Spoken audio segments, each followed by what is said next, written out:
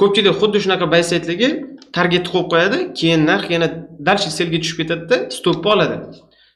Bu baysaytni yechgan joy bo'lgani uchun uje buni target qilib ololmaysizlar. Buni baysayt deb olish jicha xatoroq. Hello guys, sizlar bilan har doimgidek Token. Bugungi mavzuimiz Double Porch, tepada yozib qo'yganimdek. Mavzuga o'tishdan avval kanalga podpiska bilan like bosib qo'yasizlar degan umiddaman va opsiyada Telegram kanal silkasi bor. U yerda ko'proq aktiv bo'laman va kunlik, haftalik ideyalarni ham berib boramiz. Xo'p, unda mavzuni boshlasak, Double Porch o'zi nima? Buni tarjima qilib oladigan bo'lsak, ikkita tomonli tozalash, ingliz tilini biladiganlar bo'lsa, agar boshqacharoq tarjimasi ham bo'lishi mumkin. Ikkita tomonli tozalash. Bu qanaqa bo'ladi? Buni ikki xili bor, akkumulyatsiya bilan va oddiy prostotak struktura bilan chiqib ketishi. Birinchisi, narx masalan impuls korreksiya degan narsani bilasizlar. Buni ko'p o'rgatganman. Narx korreksiya oladi va yana impuls. Bu yerda nima bo'ladi? Order block ili FVG qolgan bo'lishi mumkin. Narx shu yerga kelib, ko'pchilik ketadi deb o'ylaydi, yana tepaga. Har doim bunaqa bo'lavermaydi. Narx kelib, har doim sirasi tepaga ketavermaydi. Struktura bu darajada chiroyli chiqmaydi hech qachon. Bunaqa vaziyatlarda boshqacharoq struktura bo'lib qolishi mumkin. Narx pastga tushadi, bu yerdagi order bloklari hurmat qilmaydi, narx MSS beradi bu joyda. Va bu MSS emas aslida. Narx masalan Bytrendda market maker buy modelida bo'lsak, bu narsani MSS deb olishimiz xato bo'ladi. Nega? Bu prostotak ikkita tomonli likvid tozalash hisoblanadi.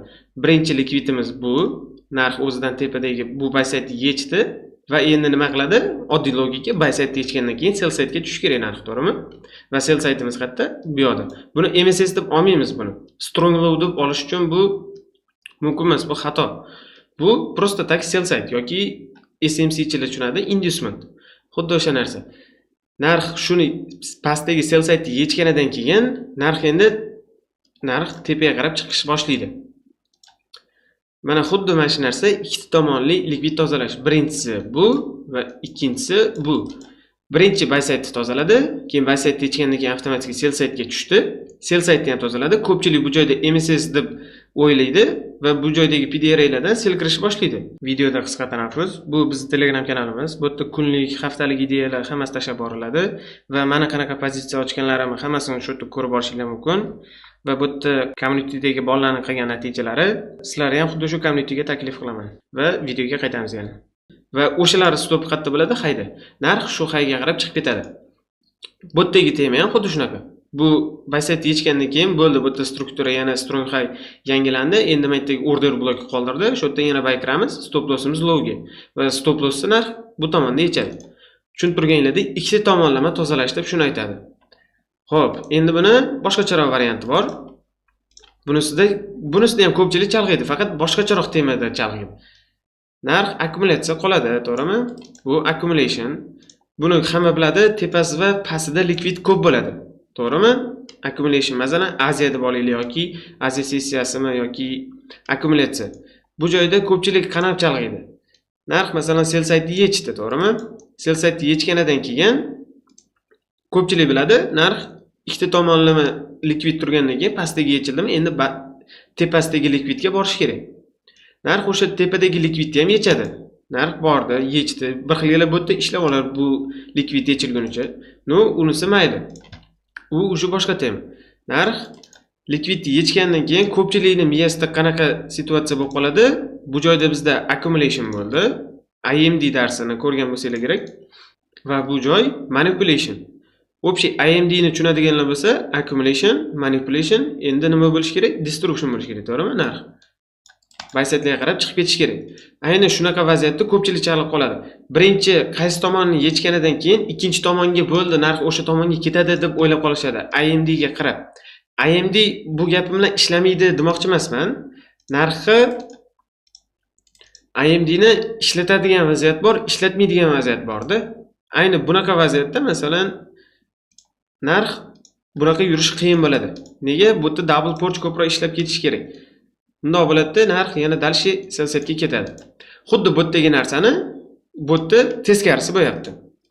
Va bu yerda ko'pchilik chalib qoladi, MSS ga emas. Buni MSS deb olish qiyin, chunki ko'pchilik bunaqa akkumulyatsiyani tepasini olganidan keyin buni MSS deb olib bo'lmaydi, chunki bu strong high emas. MSS bo'lish uchun strong high yoki strong low'ni yangilash kerak. O'shani tanasi bilan buzib o'tib ketish kerak. Bu yerda nima? Byte yechdi xolos. Xuddi shunaqa vaziyatda AMD da ko'pchilik chalib qoladi. Bu manipulyatsiya, endi destruction bo'ldi. Bayga uchamiz deb o'ylaydi. Bu yerdan narxlar bu yerdan bay pozitsiyalar ochiladi, stop loss qaqa manipulyatsiyani pastiga. Keyin narx xuddi o'sha sell side yana oladi. Nega bunaqa bo'ladi? Ikkita tomonli likvid tozalash deb shuni aytadi. AMD qachon ishlaydi? Market maker buy modelida manipulyatsiyani selga bersa, xuddi mana shunaqa vaziyatda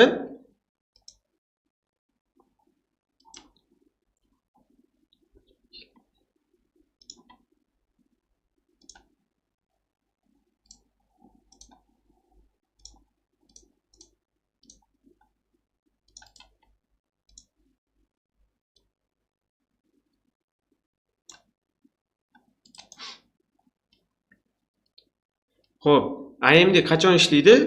Jicha boshqacharoq vaziyatda. Masalan, bu market maker buy modelda qarayotgan bo'lsak, narx market maker buy modelda turgan bo'lsa, narx birinchi buy side yechadi. Xuddi bu yerdagi ssenariy, faqat bu yerda korreksiya bilan tushunadilar. Endi bu yerda akkumulyatsiya bilan. Bunisi narx tozaladi. Birinchi buy side'ni oldik, keyin narx pastga tushdi, chunki bu yerda likvidlarimiz hali yechilmagandi. Narx buni ham yechdi. Bu manipulyatsiya. Va narx sell side'lari ham yechdi. Endi nima bo'ladi? Bu yerdagi o'rgangan narsamiz bo'yicha xuddi shu yerda ham o'sha sistema. Narx endi buy side tomon yana chiqib ketadi. Bu qachon chiqib ketadi? Market maker buy modelda bo'lsa. Agar masalan market maker sell modelda turgan bo'lsa, bu joyda xuddi shunaqa situatsiya market maker sell modelda bo'lib qolsa, bu narsa o'zi ishlamaydi. Bu yerda nima ishlab ketadi? Naborot AMD ishlab ketadi. O'shaning uchun AMD ni to'g'ri ishlatish ham kerak. Market maker sell modda turgan bo'lsa, narx buy side'lari yechgandan keyin bir xilgina buni test deb oladi, nima? CRT'chilar balki mana o'shamni birinchi ham, ikkinchi ham, uchinchi ham xitashar, unisini aloqasi yo'q. Narx yana dalshi sellga tushib ketishi mumkin. Katta ehtimol bilan tushib ketadi, chunki market maker sell modelida sell har doim kuchliroq bo'ladi. Prosta double porchga ishonib, market maker sell modelda buy ishlash xato, chunki buy side'da yechdi, endi sell side'da yechdi, ikkita tomonli tozalash, endi buy ketar ekan degan narsa ketmaydi. Buni katta time frame bilan to'g'rilab hamma narsani ishlatish kerak. Market maker buy modelda shunaqa vaziyat bo'lsa, u boshqa gap. Boyga o'rgatgandaqa narx yana dalshi buyga chiqib ketadi. Unda ham qanaqa? Bitta PDRA bo'lish shart. Bu yerda prosta likvidga qarab ishlash kerak emas. Narxda xuddi shu joyda likvid bo'lsa, masalan, tepasini yechdi, pastni yechdi, ayni pastida likvid emas, PDRA bo'lish kerak. Order blockmi yoki IFVGmi, BPR, farewell gap farqi yo'q. PDRA bo'lish shart. Narx boshqa vaqt PDRA bo'lmasa ham xuddi shunaqa double porch bo'lib narx tepaga chiqib ketadi, market maker buy modelda bo'lsa. Lekin biz kirishimiz uchun, ishonishimiz uchun PDRA bo'lish kerak. Keyin MSS bo'ladi, keyin u entry ile qanaqa bo'lishiga qarab o'shanisida ishlab chiqib ketaverasizlar. Narx yana o'sha buy side tomonlar chiqib ketadi. Xuddi mana shu narsa ikkitasi double porch bo'ladi. Va buni ham xuddi shunaqa sistema. Prosta mana MSS bo'ldi, teskari tomon bu MSS emas, endi double porch bo'lish kerak ekan degan narsa yo'q. PDRA bo'lsa, buni IFVG qilib oladigan bo'lsak, mana yashil korobkani, bu yerda PDRA bor. Narx mana sell side bu PDRA ga tegmagan. Bu yerda jicha yetmay qolib, narx yana tepaga chiqib ketdimi? Buy side'da yechdi. Keyin narx kelib sell side'da yechdi. Birinchi sabab sell side'da yechgani, ikkinchi sabab PDRA zona borligi. Uchinchi sabab market maker buy modelda bo'lsa, bu strukturaga qarab ishlash kerak. Teskari tomonga qarab ishlatsanglar, bu aniq stop olishinglar ehtimoli kattalashib ketadi. PDRA bormi? Uje tasdiqlari berdimi? Keyin bu buy side yoki teparoqdagi targetlarga qarab ishlasanglar bo'ladi. Muhim uchtalik strukturaga qarab ishlatish kerak. Masalan, market maker buy modelda bunaqa ssenariylar ishlatish kerak. Sell modelda bo'lsa, bu ishlamaydi uje. Bu uje boshqa temaga aylanib qoladi. Bu haqiqatan MSS ga, bu esa AMD ga aylanib qoladi. Birinchi sabab shu struktura, ikkinchi bizga kerakli bo'ladigan narsa PDRA va uchinchisi xuddi mana shu ikkita tomonli likvid tozalash. Xuddi shu narsani shunaqasi real chartda ham ko'rsatib o'tib ketaman. Shunda ko'zingizlar tushunishga ancha osonlashadi. Har doim nariyoqdagi chiziqlarni tushuntirsam, tushunmay qolish ehtimoli bor. O'shaning uchun real chartda ko'rsatib ketsam, ko'zingizga ancha oson bo'ladi. Bu yerda boyagi chizganimchalik oson ko'rinmaydi. Bu yerda jicha qiyinroq ko'rinadi. Faqat общий logikasini tushunmaganinglardan keyin, qanaqa mazmunini tushunmaganinglardan keyin bu yerda ishlatishinglar ham xuddi shunaqa osonlashadi. Xo'p, Bu joyda SMR hosil bo'ldi. SMRni oldingi darslarda ko'rgansizlar. Market Maker Sell modul va Market Maker Buy modul. Bu bizda OC, mana shu eng glavniy target. Shu yergacha ishlab borishimiz kerak, to'g'rimi? Xo'p, bizda nima bor? Market Maker Buy modulda biz double portchi sell saytiga yetishi pastda bo'lishi kerak, to'g'rimi? Bunaqa vaziyatlar bu Market Maker Sell modulda. Bunisi Market Maker Buy modulda accumulatsiya kerak bizga. Xo'p, bunisi accumulation. Bu yerda boyagindagi struktura bo'yicha emas, masalan, bundoq chiqib tushib ketadi-yu. Bunaqa vaziyat emas hozir bizda. Accumulation bilan bo'lyapti. No, ikkalasining ham logikasi bir xil. Ikkita tomonli likvid tozalash. Birinchi buy side, keyin sell side. Xo'p, buni buy side'ini narxi yechdi. Bu joyda kichkinami, kattami farqi yo'q. Muhimi yechdi, to'g'rimi? Buni qizil bilan bundoq chizib qo'yaman. Mana bu birinchi buy side yechilish. Birinchisi. Endi bizda ikkinchisi kerak, to'g'rimi? Accumulation'ni pasini yechish kerak. Bu joyda accumulation pasi yechildi.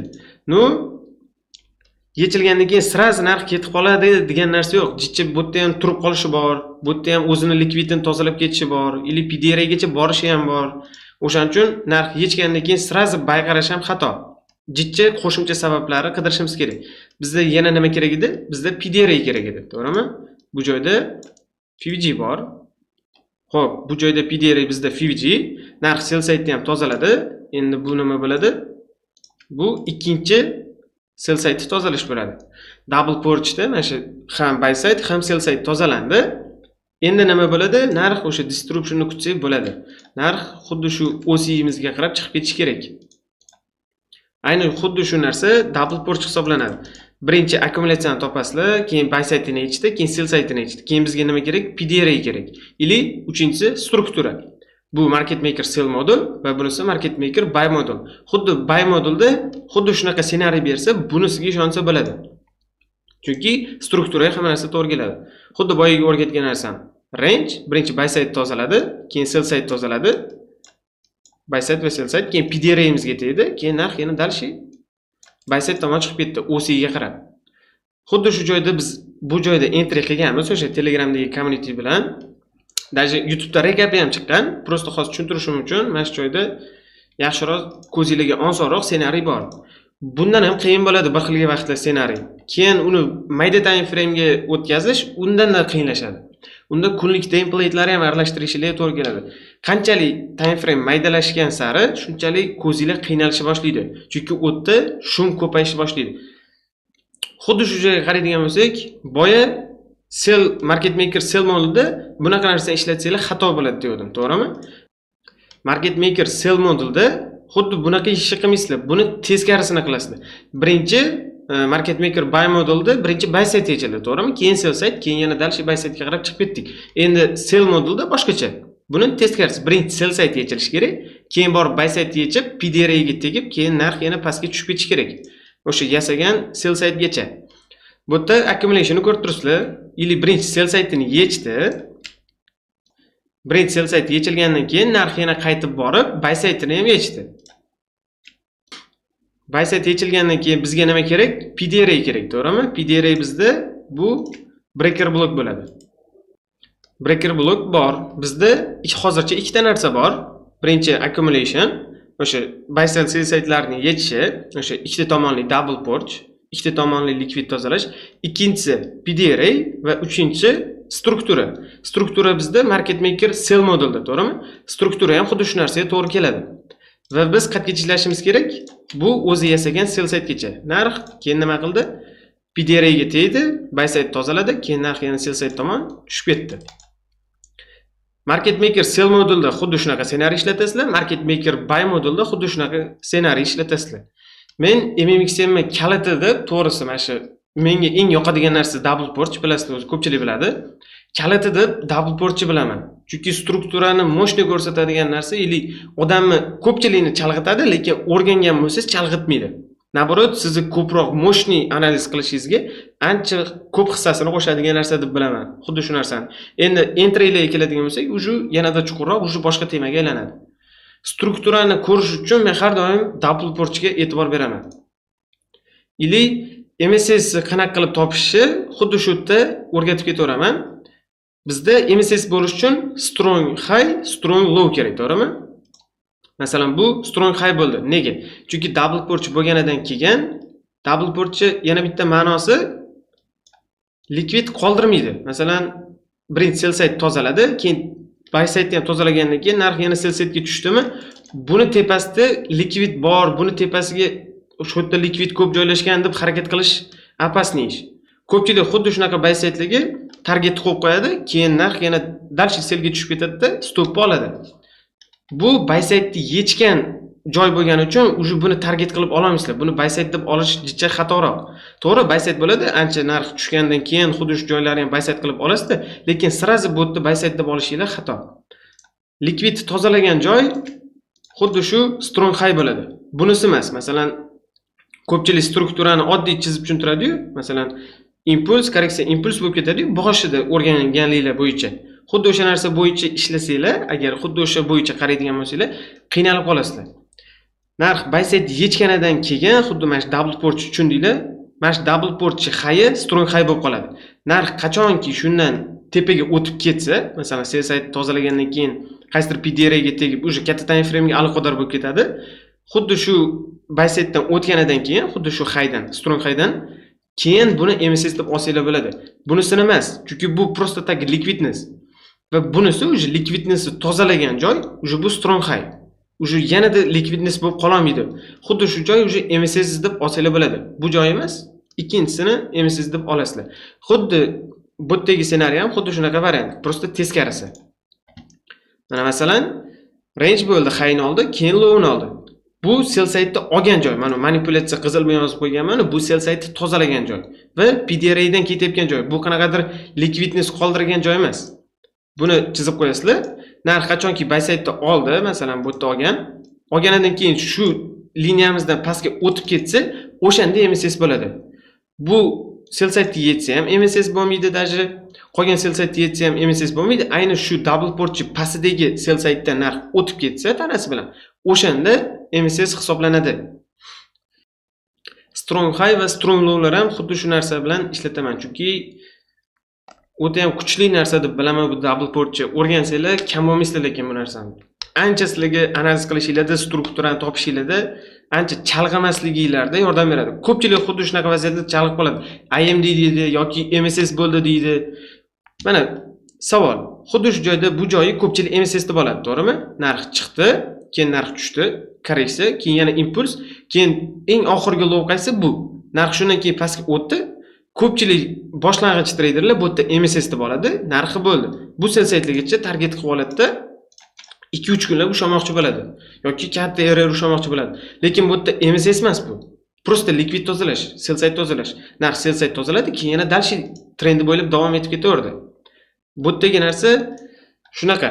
MSS jicha qiyinroq varianti. Ko'pchilik MSS o'rganib xuddi shu narsa chalib qoladi, lekin double porch bilmagan odamlar xuddi shunaqa vaqt MSS dan sell kirib oladi-da, stopini yeb chiqib ketaveradi. O'shaning uchun double porch o'rganib qo'yish double porch o'rganib qo'yish kerakli narsa.